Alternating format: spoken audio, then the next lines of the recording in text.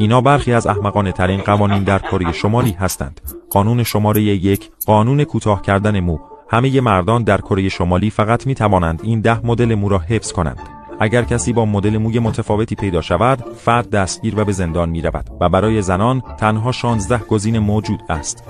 مهمتر از آن، هیچ کس در کره شمالی نمیتواند مدل موی کیم جونگ اون رو کپی کنند، اما اگر کسی این مدل مو امتحان کنه، اون رو به زندان میندازه. قانون شماره 2، مجازات عکس. برای افرادی که در کره شمالی زندگی میکنند، قرار دادن عکس‌های رهبران خود به این شکل در خانه‌های خود اجباری است. اگر این کار را انجام ندهید، میتواند منجر به حبس یا حتی مجازات اعدام شود. این همون اتفاقی هست که برای یک خانم در کره شمالی در طول ویروس کرونا رخ داد.